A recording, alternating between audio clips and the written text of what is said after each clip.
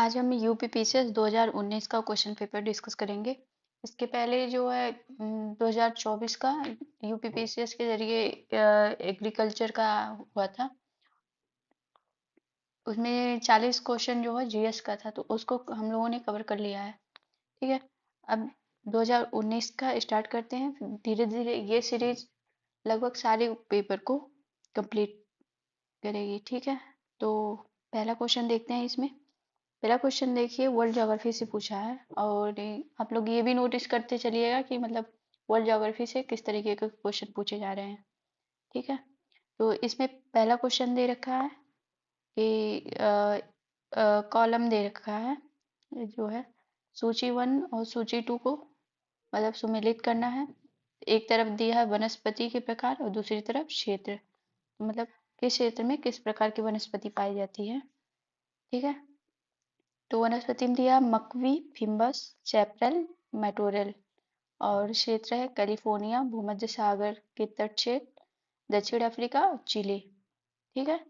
तो इसमें देखते हैं। इसमें देखिए, हमें पता है कि मैटोरल जो है ये चिली में है।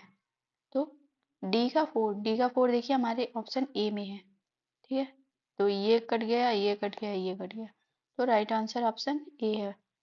ठीक। अब देखते हैं फिम्बस। फिम्बस जो है ये दक्षिण अफ्रीका में है, और चैपरल कैलिफोर्निया में, और मकवी भूमध्य सागर के तट क्षेत्र में। ठीक है। अब आगे बढ़ते हैं। तो आगे देखिए, इसमें भी देखिए मिलान करने वाला दिया हुआ है। एक तरफ देश का नाम दे रखा है और दूसरी तरफ उसकी राजधानी दे रखी है। ठीक है। अब इसको मिलाते हैं। तो देश में दिया उज्बेकिस्तान, ताजिकिस्तान, किर्गिस्तान और तुर्कमेनिस्तान। और राजधानी है ताशकंद, दुशान्बे, बिश्केक, अशगाबाद। ठीक। तो देखते हैं। तो हमें पता है कि उज्बेकिस्तान की राजधानी कहाँ है, ताशकंद है। तो ताशकंद, ये देखिए हम सब में एक दे रखा है, तो इससे हम नहीं आंसर तक पहुंचे। लेकिन हमें पता है किर्गिस्तान की राजधानी ना बिश्केक है। तो सी का थ्री, तो बी में भी नहीं है, सी में भी नहीं है और डी में भी नहीं है। तो राइट आंसर ऑप्शन ए हो जाएगा। ठीक है। ताजिकिस्तान की दुशान्बे है, और किर्गिस्तान की बिश्केक, और तुर्कमेनिस्तान की अशगाबाद। ठीक। अब चलते हैं अगले सवाल पे। तो अगला सवाल दे रखा है कि फिर से देखिए वर्ल्ड ज्योग्राफी से पूछा है कि वनस्पति दे रखा है और क्षेत्र दे रखा है। तो अधिजीवी वनस्पति बबूल, बायोबाब, देवदार। और क्षेत्र भूमध्य सागरी, भूमध्य रेखी, सहारा, सवाना। तो देखिए इसमें से बी और डी को हम लोगों ने सुना है, बबूल का और देवदार का। ठीक है। तो बबूल बबूल का जो पेड़ होता है उसमें उस थोड़ा उसका पेड़ ना, उसमें कांटे पाए जाते हैं, पत्तियां उसमें थोड़ा कम होती हैं। तो ये कहाँ मिलेगा, तो ये सहारा में मिलेगा। ठीक है। तो बी का थ्री देखिए ए में है और बी में है, हमारा सी और डी दोनों कट जाता है। ठीक। अब देवदार, देवदार को भी देखते हैं। लेकिन उससे पहले बायोबाब जो है, बायोबाब ये सवाना में पाया जाता है। तो सी का फोर देखिए बी में नहीं है। राइट आंसर ऑप्शन ए है। ठीक है। और देवदार, देवदार कहाँ पाया जाता है, तो ये भूमध्य सागरीय प्रदेश में पाया जाता है। और अधिजीवी वनस्पति तो भूमध्य रेखी में। ठीक। अब अगले क्वेश्चन पे चलते हैं। अगला क्वेश्चन दिया है कि निम्नलिखित में से कौन सा सही सुमेलित नहीं है।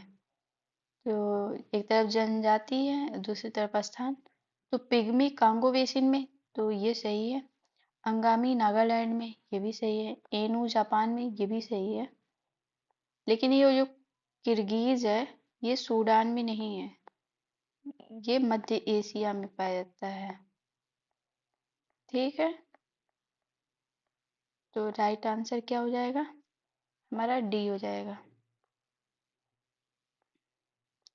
इसमें पूछा कौन सही सुमेलित नहीं है, तो डी वाला सही है। ठीक। अब दिया है कि नीचे दिए गए कथन ए तथा कारण आर, तो इसमें कौन सा सही है। तो इसमें कथन ए में कहा है कि हिंद महासागर कई बड़ी शक्तियों का सैन्य अड्डा बन गया है।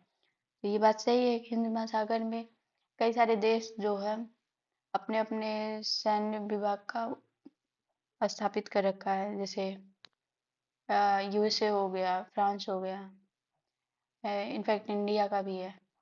तो ये पहला तो सही है। और फिर हिंद महासागर के निकटवर्ती देशों को बहुत भौगोलिक राजनीतिक लाभ है, तो ये भी सही है। और इन दोनों का ये जो है एक्सप्लेन भी कर रहा है, तो राइट आंसर ऑप्शन ए हुआ। ठीक है, अब चलते हैं अगले क्वेश्चन पे। तो अगला क्वेश्चन में पूछा है कि मध्य भारत में स्थित पहाड़ियों का पश्चिम से पूर्व निम्नलिखित में से कौन सा सही क्रम है। मतलब हमें पश्चिम से पूर्व इस क्रम में बढ़ना है। ठीक, तो हम देखते हैं सबसे पहले मान लीजिए पश्चिम का मुझे नहीं याद है, तो पूर्व में सबसे पूर्व में क्या पड़ेगा, छोटा नागपुर का पठार पड़ेगा। तो देखिए तीनों में दिया हुआ तो हमारा डी वाला कट जाता है। ठीक है, फिर छोटा नागपुर पठार के और बाद में क्या पड़ेगा, अगर पश्चिम के साइड जाएंगे हम तो ये पड़ेगा मैकाल। अब देखिए यहाँ पे मैकाल दिया तो हमारा ये भी कट जाएगा और ये भी कट जाएगा। तो राइट आंसर क्या हो जाएगा, पहले सतपुड़ा पड़ेगा फिर महादेव। मान लीजिए यहाँ पे सतपुड़ा है, फिर महादेव है, फिर मैकाल है, फिर छोटा नागपुर वाला है। ठीक है, तो राइट आंसर हमारा बी हुआ। ठीक, अब आगे बढ़ते हैं।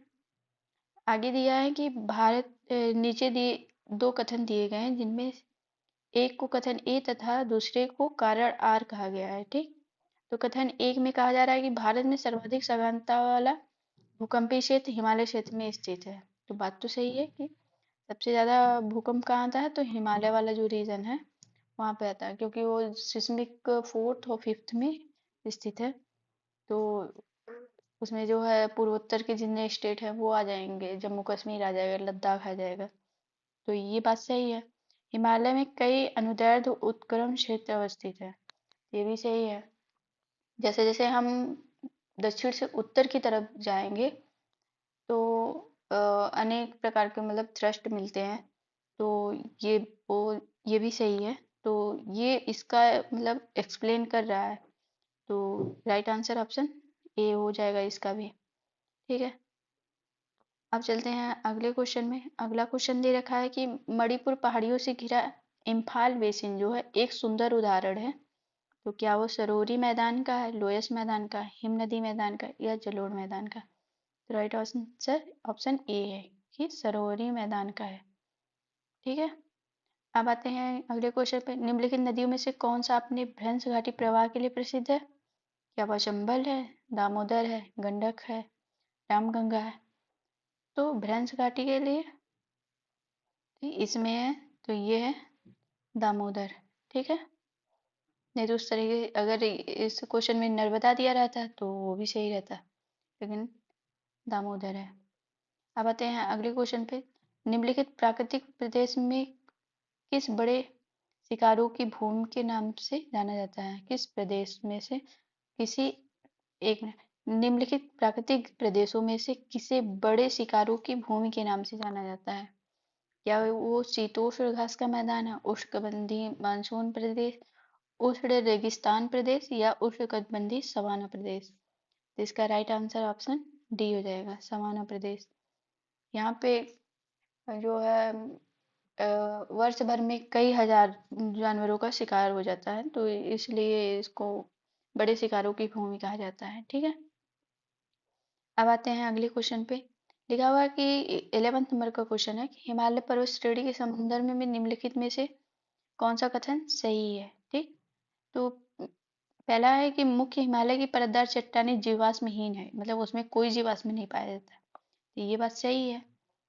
फिर लिखा है कि लघु हिमालय की परतदार चट्टानों में समुद्री जीव जंतुओं के जीवाश्म मिलते हैं, तो ये बात भी सही है कि जो है जहाँ पे हिमालय है वहाँ पे पहले सागर हुआ करता था। जब हिमालय का निर्माण हुआ तो उसमें कुछ जीव जंतु हैं तो वो तो मरेंगे, तो फिर इस हिसाब से मतलब ये वाला तो सही है, दूसरा भी सही है।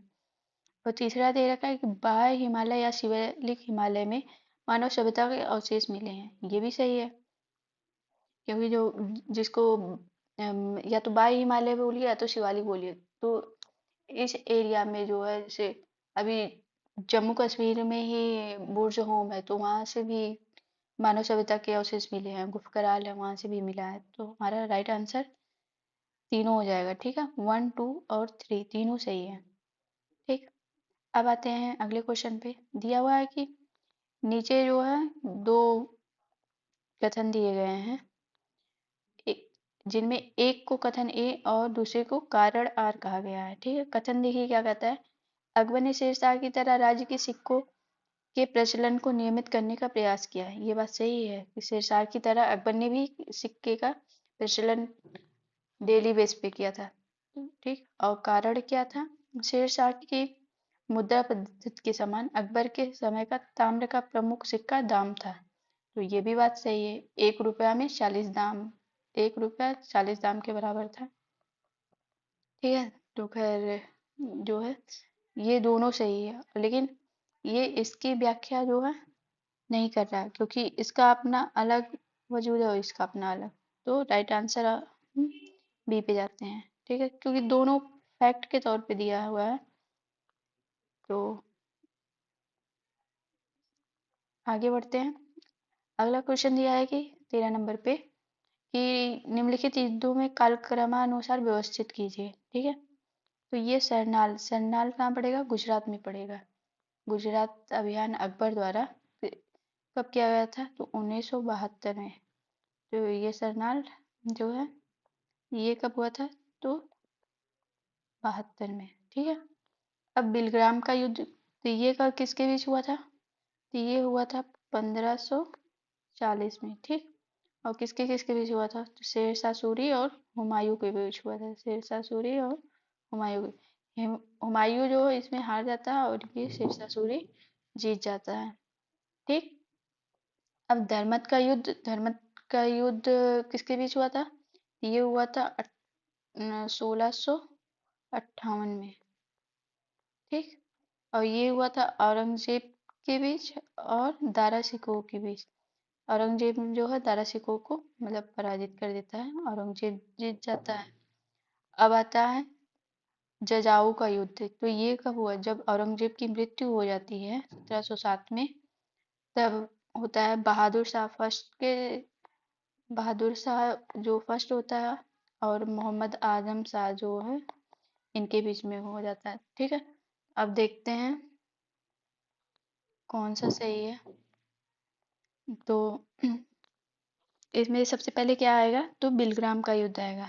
तो हमारा सी और डी खत्म हो जा रहा है। ठीक है, बिलग्राम के बाद सरनाल का युद्ध होगा, तो 1572 में। ठीक है, तो इसके बाद 1 आएगा, तो ये भी खत्म हो जाएगा। राइट आंसर हमारा ए हो जाता है। ठीक है, अब हम अगले क्वेश्चन पे चलते हैं। अगला क्वेश्चन दिया है कि 14 नंबर पे कि सॉरी, हठ योग के संदर्भ में निम्नलिखित में से कौन सा कथन सही है। पहला दिया है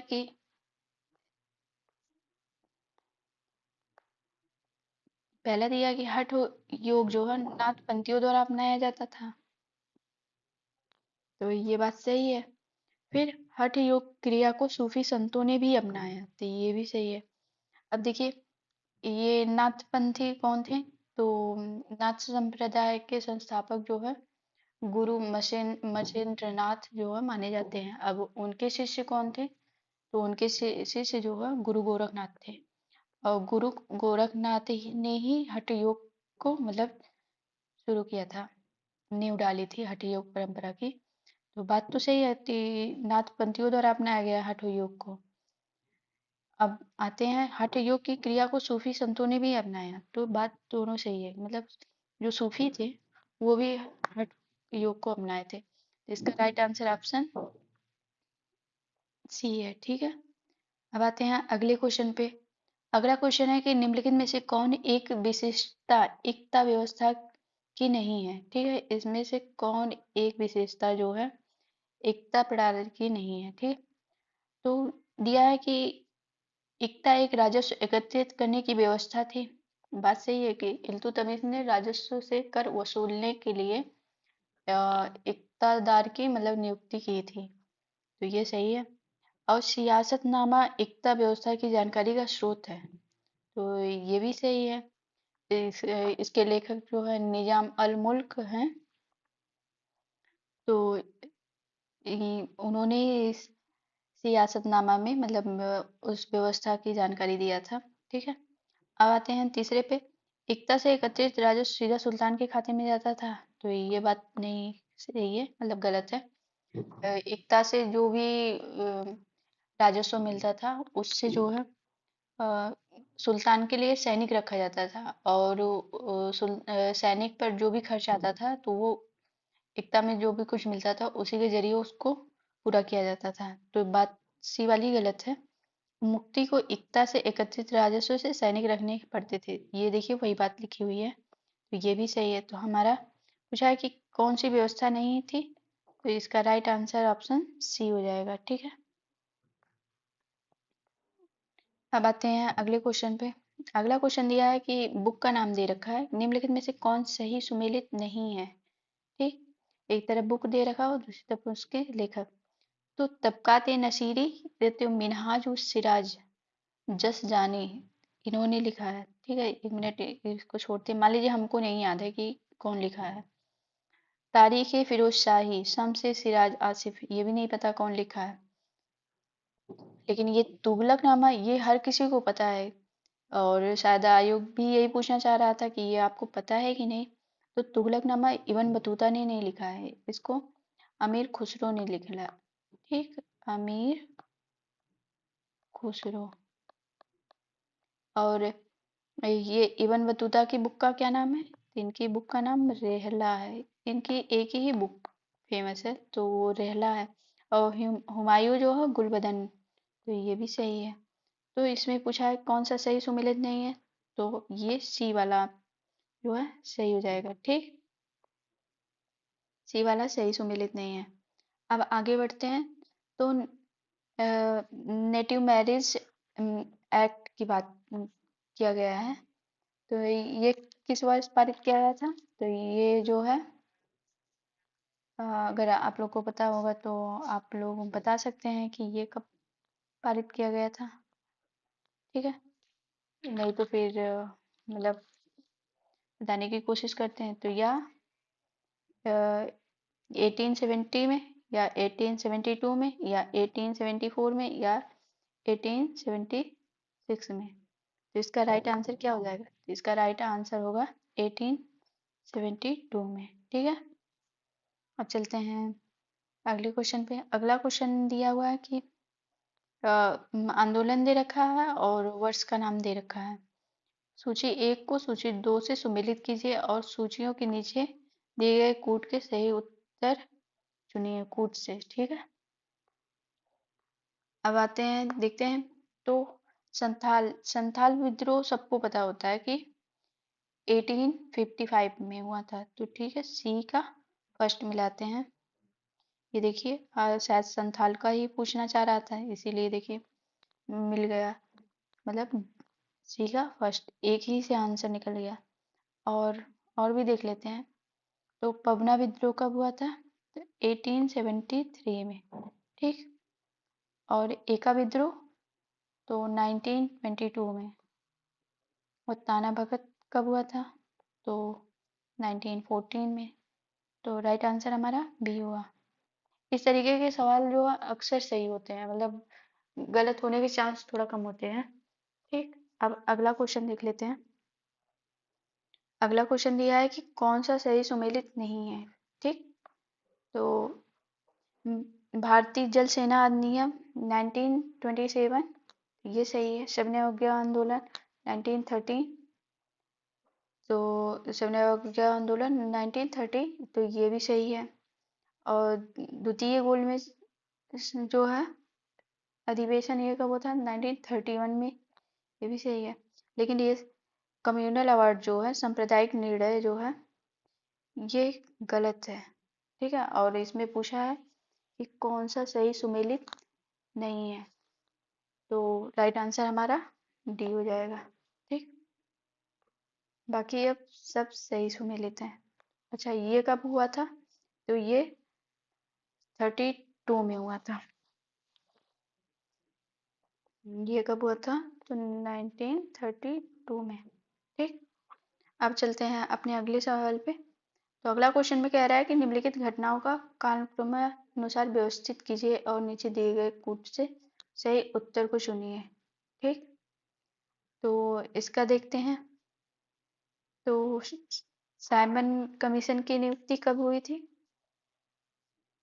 तो ये हुआ था 1927 में, क्योंकि 28 में तो भारत आया था। ठीक है। और जलियांवाला बाग कब हुआ था? तो 1919 में हुआ था। और महात्मा गांधी की दांडी यात्रा, तो ये 1930 में हुआ था। और फिरोज शाह की मृत्यु कब हुई थी? तो 1915 में। ठीक है। अब हम इसको लगाते हैं। तो 1915 सबसे पहले आएगा, तो हमारा बी और सी दोनों कट गया। फिर इसके बाद जलियांवाला बाग आएगा। ठीक है। तो पहले फोर फोर, और फिर इसके बाद जलियांवाला बाग, तो टू आ गया, तो राइट आंसर ए हो गया, ये हमारा कट गया। और फिर इसके बाद साइमन आयोग की नियुक्ति हो गई। फिर इसके बाद महात्मा गांधी की दांडी यात्रा हो गई। ठीक है। अब चलते हैं अपने अगले क्वेश्चन पे। अगला क्वेश्चन में दे रखा है कि 21 पे आईएनए के अधिकारियों पर मुकदमा चलाया गया था। तो कहाँ चलाया गया था? लाल किला दिल्ली में, ग्वालियर फोर्ट में, या आमेर फोर्ट जयपुर में, या आगरा फोर्ट में? तो यह था लाल किला दिल्ली में। तो 3 अधिकारियों को मतलब देशद्रोह का मतलब आरोप लगाया गया था। उसमें एक थे मेजर शहनवाज खां, दूसरे थे कर्नल गुरुदयाल सिंह ढिल्लों, और तीसरे थे कर्नल प्रेम सहगल। इन तीनों पे देशद्रोह का आरोप लगा हुआ था। अच्छा, इनके बचाव के पक्ष में इनका मुकदमा किसने लड़ा था? तो वो थे भूलाभाई देसाई। ठीक है। अब आगे चलते हैं। तो अगले क्वेश्चन में दिया है 22 में नीचे दो कथन दिए गए हैं, जिनमें एक को कथन ए तथा दूसरे को कारण आर कहा गया है। ठीक है। कथन ए में कहा जा रहा है कि बंगाल की एशियाटिक सोसाइटी की स्थापना वॉरेन हेस्टिंग के काल में हुई थी, और उसने सर विलियम जोन्स के पक्ष में उक्त विधित संस्था की अध्यक्षता का प्रस्ताव अस्वीकार कर दिया था। ठीक है। तो ये बात सही है, और कि उन्होंने इसको मतलब अध्यक्षता का प्रस्ताव जो है स्वीकार नहीं किया था। ठीक है। अब कारण में क्या था कि वॉरेन हेस्टिंग जो है एक उद्भट विद्वान तथा प्राच्य विद्या का प्रखर समर्थक थे, जो संस्कृत, फारसी व अरबी के अध्ययन को प्रोत्साहित करता था। तो ये भी बात सही है, लेकिन कारण से कथन का कोई लेना देना नहीं है, दोनों अलग अलग फैक्ट हैं। तो इसलिए हमारा राइट आंसर ऑप्शन बी हो जाएगा। ठीक है। अब आगे चलते हैं। अगला क्वेश्चन में दिया है कि 23 पे राष्ट्रीय पंचांग के संबंध में कौन सा कथन सही है? तो पहला क्वेश्चन है भारतीय राष्ट्रीय पंचांग विक्रम संवत पर आधारित है। तो ये तो गलत है, विक्रम पे नहीं है, शक संवत पे है। ठीक है। अब आता है दूसरा वाला कि राष्ट्रीय पंचांग की को जनवरी मतलब 26 जनवरी 1950 से अपनाया गया। तो ये भी गलत है, क्योंकि 1950 से नहीं, 1957 से अपनाया गया था। ठीक। और वो भी मार्च के महीने में। तो हमारा दोनों गलत है, तो ऑप्शन डी सही होगा। ठीक। अब चलते हैं अगले क्वेश्चन पे। अगला क्वेश्चन है कि किस वर्ष अकाउंटिंग को ऑडिटिंग मतलब लेखा परीक्षा से अलग किया गया तथा नियंत्रक एवं महालेखा परीक्षक का कार्य केवल सरकारी लेखा तक सीमित रह गया था? तो कौन से ईयर में था?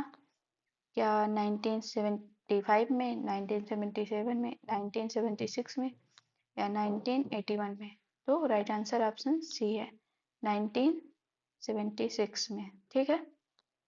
अब दिया है कि 25 पे भारत में नियोजित विकास का विरोध किसने किया था? मतलब प्लान्ड डेवलपमेंट का विरोध किसने किया था? तो महात्मा गांधी, जबकि जवाहरलाल नेहरू इसके समर्थक थे। महात्मा गांधी ये नहीं चाहते थे कि मशीनरीकरण हो और औद्योगिकरण को बढ़ावा दिया जाए। तो इस विकल्प में ऑप्शन ए राइट आंसर है। ठीक है। अ, आज हम लोग 25 क्वेश्चन किए हैं, आगे और करने की कोशिश करेंगे।